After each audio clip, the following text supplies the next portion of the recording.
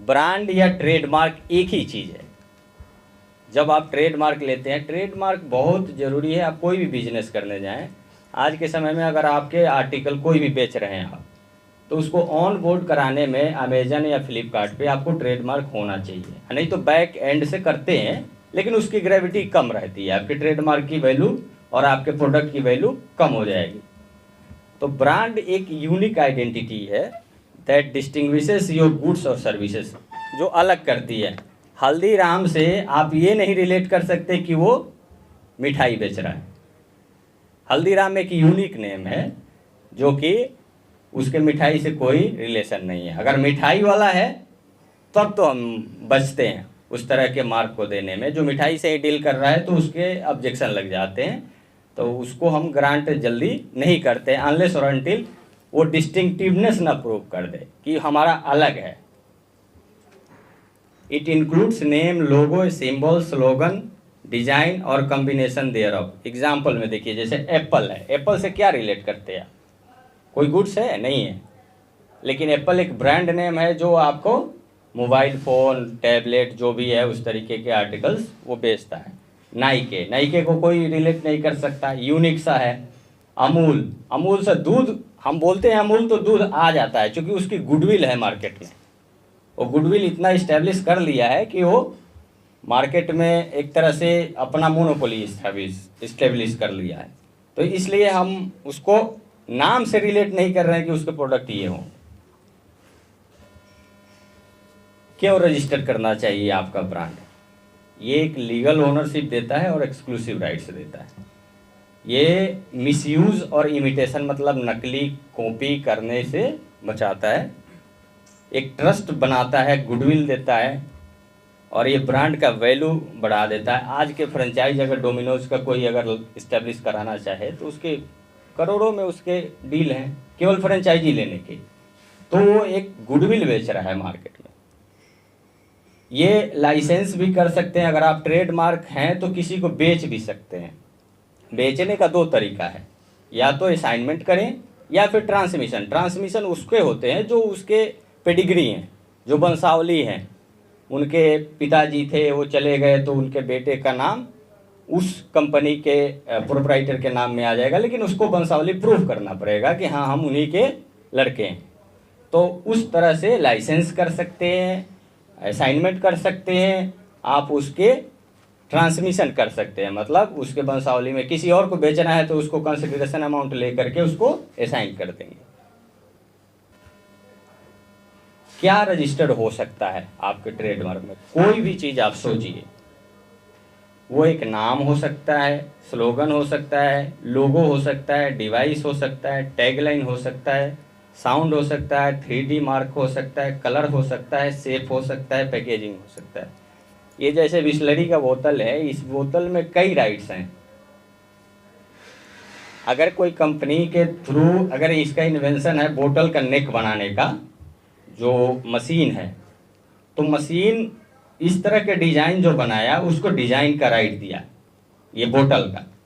इसके रैपर पर जो बिस्लरी लिखा है उस पूरे कंपोजिटली अगर वो ट्रेडमार्क लिया है तो पूरे रैपर पे राइट है उसका चाहे तो एक टैग लाइन, जैसे कनेक्टिंग इंडिया BSNL को कहते हैं ना, वो कनेक्टिंग इंडिया भी टैग लाइन भी हम ट्रेडमार्क करा सकते हैं।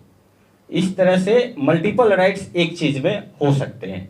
इस बोतल में उसके डिजाइन के राइट होंगे, उसके ट्रेडमार्क होंगे उसका बिस्लरी के नाम का।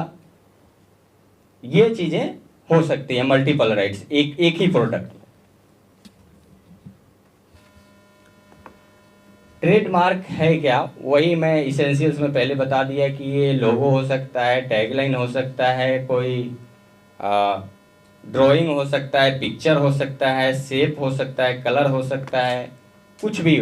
आपको एक यूनिकनेस प्रूव करनी होगी। जैसे ये सबकी का लोगो जो अभी है ये भी ट्रेडमार्क है। शायद हमें लग रहा है कि अप्लाई हो रखा है। हाँ, अब देखिए ट्रेडमार्क में कितने तरीके के मार्क हम दे सकते हैं। प्रोडक्ट मार्क होगा, सर्विस मार्क होगा। सर्विस मार्क का मतलब ये होगा कि कोई सर्विस प्रोवाइडर है। कलेक्टिव मार्क, जैसे कोई एसोसिएशन है, सर्टिफिकेशन मार्क जो आईएसआई है वो भी रजिस्टर्ड होता है। आईएसआई जो सर्टिफिकेशन देता है कि हाँ ये बिजली का जो प्रोडक्ट है वो इस तरह के स्टैंडर्ड पे खड़ा उतरता है। होलोग्राम है जो आपको ये जो ज्वेलरी के प्रोडक्ट हैं उनमें लगा करके देते हैं। Shape mark, device mark, device मतलब कोई लोगो बना दिए, कुछ उस तरह से डिजाइन कर दीजिए। सबकी का एक लोगो है, ये किधर है आपका, हाँ पीछे में जो है वो लोगो है, उसको हम ट्रेडमार्क करा सकते हैं। साउंड मार्क, अभी साउंड मार्क का कॉन्सेप्ट हमारे इंडिया में उतना फुल फ्लेज इम्प्लीमेंट नहीं हुआ है। एक आध मैटर हैं जो अभी चल रहे हैं, अभी किसी को हमने ग्रांट नहीं किया है। प्रोसेस ऑफ ब्रांड रजिस्ट्रेशन, कैसे आप ब्रांड को रजिस्टर कराएंगे। पहले तो एक हमारा पोर्टल है ipindia.gov.in, उस पर जाएंगे तो आपको सारा एक मैनुअल ही है, मैं अभी आपको दिखा दूंगा। उस मैनुअल में स्टेप वाइज बताया है कि कैसे आप फाइलिंग करेंगे ट्रेडमार्क। आप खुद भी फाइल कर सकते हैं, आपके पास डिजिटल सिग्नेचर सर्टिफिकेट होना अनिवार्य है जो टाइप 3 का होना होता है। वो कहीं पर भी आप जन सेवा केंद्र पर भी जा कर के ले सकते हैं, ई मित्रा से भी खरीद सकते हैं।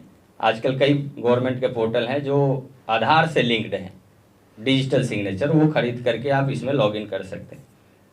तो सबसे पहले करें क्या, सर्च करें अपने ट्रेडमार्क को। जो उन्होंने दिखाया अपना एक कि हमें नोटिस आया, वो नोटिस नहीं है, वैसे आप सर्च करते हैं। एक सर्च इंजन है कि क्या इससे सिमिलर मार्क पहले से एग्जिस्ट कर रहा है कि नहीं। अगर हमारे डेटाबेस में होगा पहले से तो दिखा देगा कि ये मार्क सिमिलर सा है, तो वैसे आप अप्लाई ना करें, बचें, नहीं तो वो रिफ्यूज होने के चांस होंगे। क्योंकि पहले से किसी को ग्रांट है तो हम नया नहीं दे सकते ना आपको। एप्लीकेशन फाइलिंग में जो एप्लीकेशन फाइल करेंगे वो टीएमए एप्लीकेशन होगा, ट्रेडमार्क एप्लीकेशन बोलते हैं। उसके बाद जैसे आप फाइल करते हैं तो आपका रोल खत्म हो जाता है, उसके बाद रजिस्ट्री का रोल आ जाता है। तो रजिस्ट्री में क्या करते हैं, हम वेरीफाई करते हैं कि आपके प्रॉपर एविडेंस है कि नहीं है, आपके प्रॉपर फीस है कि नहीं है। फिर उसका हम कोडिफिकेशन करते हैं, बियाना कोडिफिकेशन।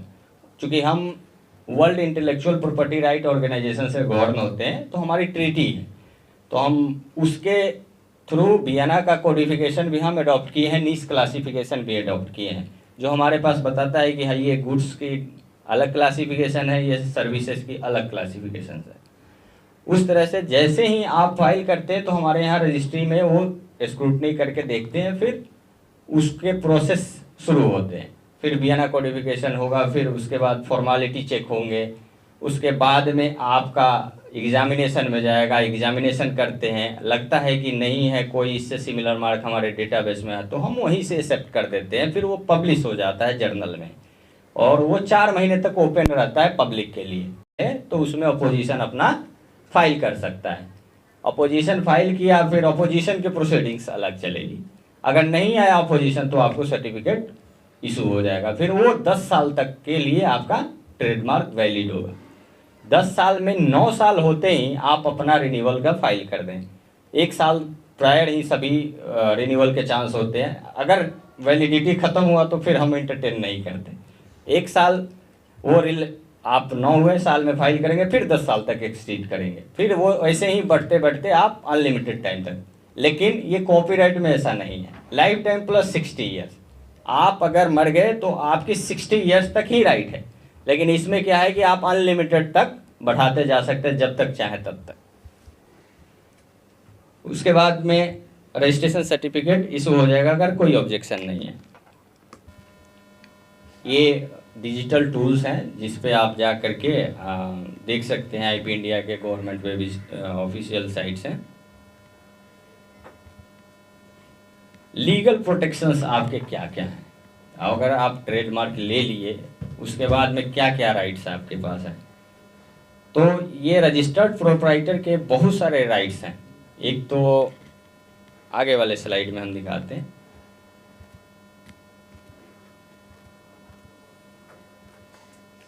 देखिए, सिविल एक्शन, क्रिमिनल एक्शन और एडमिनिस्ट्रेटिव एक्शन। अगर आप रजिस्टर्ड प्रोप्राइटर हैं तो आपके पास सिविल रिमेडीज भी हैं, क्रिमिनल रिमेडीज भी हैं और एडमिनिस्ट्रेटिव भी है। एडमिनिस्ट्रेटिव हमारे रजिस्ट्री के साइट पे रहता है कि हम उस मार्क को प्रोटेक्ट करने के लिए पहले से बैठे हैं, चूँकि आपका मार्क रजिस्टर्ड हो रखा है, दूसरे को हम नहीं देंगे वैसा ही मार्क। सिविल रेमेडीज़ में और अनरजिस्टर्ड, अगर मान लीजिए कि आपने रजिस्टर कराया ही नहीं कोई भी ट्रेडमार्क, ऐसा नहीं है कि जैसे आपने बोला कि पहले से हम यूज़ करते आ रहे हैं, हम नहीं फाइल किए तो क्या हमारा राइट प्रोटेक्ट होगा कि नहीं, तो उस सेंस में ये पासिंग ऑफ रेमेडीज़ है, जो कि इंग्लिश रेमेडीज़ हैं, फिर भी हम उसको राइट ग्रांट करते हैं।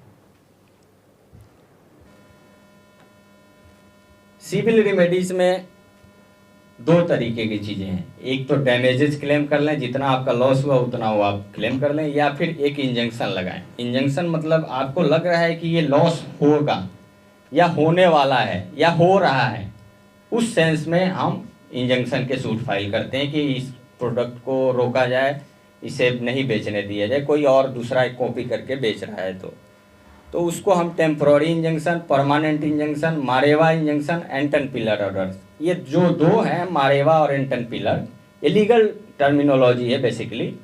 तो ये दोनों जो हैं ये इंग्लैंड में एप्लीकेबल हैं। इंडिया में इसके नाम से हम सेक्शन 151 CPC ऑर्डर 35 रूल 5 इसके थ्रू हम इशू करते हैं। किसी को कन्फिस्केट करना है, किसी को सर्च सीजर देना है, किसी के डॉक्यूमेंट को रोकना है, उस सेंस में हम ये मल्टीपल रेमेडीज इन्वोक करते हैं।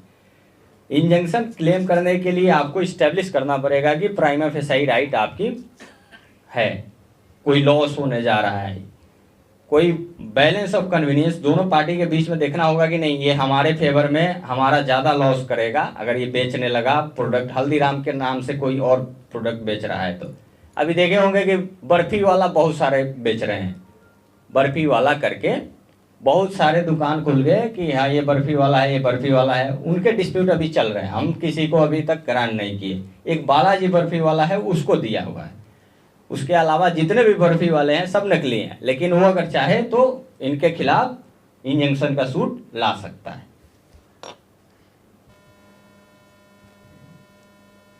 वही मैंने एडमिनिस्ट्रेटिव रिमेडीज में ये बताया कि सेक्शन 9 और 11 जो ट्रेडमार्क एक्ट है वो आपके पास रहता है जब रजिस्टर्ड प्रोप्राइटर हैं। हम आपके बिहाफ पे काम करते हैं, जो रजिस्टर्ड प्रोप्राइटर हैं उनके बिहाफ पे हम रोकते हैं उनके राइट को कि ऐसे मार्क को हम दूसरे को नहीं ग्रांट करेंगे।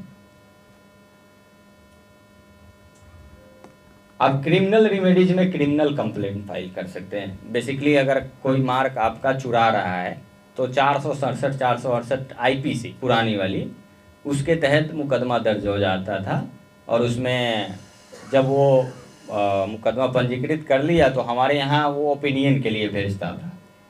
तो अभी भी है प्रोसीजर, सेक्शन चेंज हो गए होंगे BNS के अंतर्गत, तो हम ओपिनियन देते हैं 115(4) के जो हमारे ट्रेडमार्क एक्ट में है। हम जब तक ओपिनियन नहीं देंगे वो इन्वेस्टिगेशन शुरू नहीं करेगा, और ये जो भी इन्वेस्टिगेटिव ऑफिसर होते हैं वो DSP रैंक के होते हैं, वो इसके इन्वेस्टिगेट करेंगे, वो अपना रिपोर्ट लगाते हैं और सेशंस कोर्ट में ये मैटर चलता है। या तो फॉर फीचर ऑफ गुड्स के लिए आप प्लेंट लगा दीजिए, तो फॉरफीट करने के लिए न्यायालय जो है डिस्ट्रिक्ट कोर्ट आपका आदेश कर सकती है कि इनके गुड्स को रोक दिया जाए, नहीं तो ये बहुत ज़्यादा लॉस कर देंगे रजिस्टर्ड प्रोप्राइटर। वही ये सेक्शन 103, 4 और 5 ये डील करता है क्रिमिनल रिमेडीज के अंतर्गत। हाँ, कॉमन मिस्टेक्स टू अवॉइड। अगर आप ट्रेडमार्क फाइल करने जा रहे हैं उस समय आप ये कुछ सर्च जरूर कर लें कि क्या इस तरह के मार्क डिस्क्रिप्टिव तो नहीं है, कहीं ये डिस्क्राइब तो नहीं कर रहा है। जैसे बर्फ़ी वाला हमने कहा तो डिस्क्राइब कर रहा है कि वो बर्फ़ी का प्रोडक्ट बेच रहा होगा, तो वैसे नाम को अवॉइड करें, नहीं फाइल करें। कॉमन कोई नेम है तो उसको नहीं फाइल करें।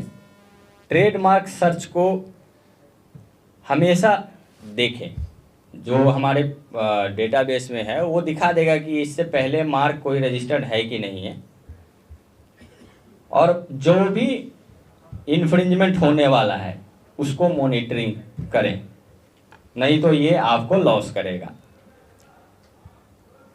हमेशा डेडलाइन जो हो रिन्यूअल का उसको आप भूलें ना, उसको हमेशा प्रायर एक्सपायरी पे आप उसको फाइल करके रिन्यूअल कराते रहें। ये है ट्रेडमार्क बेसिकली है क्या कि कोई भी बिजनेस को चलाने के लिए, ये मार्केट में अपनी गुडविल इस्टेब्लिश करने के लिए बहुत ही ज़रूरी है। ख़त्म हो गया। उसके बाद अगर आप फिर से रजिस्ट्रेशन के प्रोसेस में आते हैं और ये प्रूव करते हैं कि हम इतने तारीख से यूज़ कर रहे थे, तो आपको भी राइट दे दिया जाएगा ऑनेस्ट एंड कनकरेंट यूज के बेसिस पे। मतलब आपकी राइट को कटेल नहीं करेंगे, लेकिन आपको प्रूव करना पड़ेगा कि हाँ हम इतने सालों से यूज़ करते आ रहे हैं, कि हम उसके राइट को ग्रांट करें ज़्यादा से ज़्यादा ताकि ये बिजनेस चले। आज लाखों की संख्या में ट्रेडमार्क है, इसलिए दिया जाता है कि ताकि वो बिजनेस अपना ग्रो कराए। हम कटेल करने के लिए थोड़ी बैठे। और एक्ट में भी प्रावधान है कि जो पहले से यूज़र अगर प्रूव कर दिया, भले ही नया आपने ले लिया, अभी आपने यूज़र दिखा करके 2 साल 4 साल का, जो 20 साल पहले जो एक्सपायर हो गया उसके राइट को तो हम ख़त्म नहीं होने देंगे ना। उसकी राइट भी अभी भी प्रिजर्व हो जाएगी, लेकिन वो नए सिरे से आएगा। उसको डिफेंड करना बड़ा मुश्किल होगा कि हम यूज़ कर रहे थे, बीच में ब्रेक हुआ, क्या हुआ, उसके एक्सप्लेनेशंस देंगे वो, तब जा करके ग्रांट। ऐसे नहीं राइट अवे ग्रांट करते।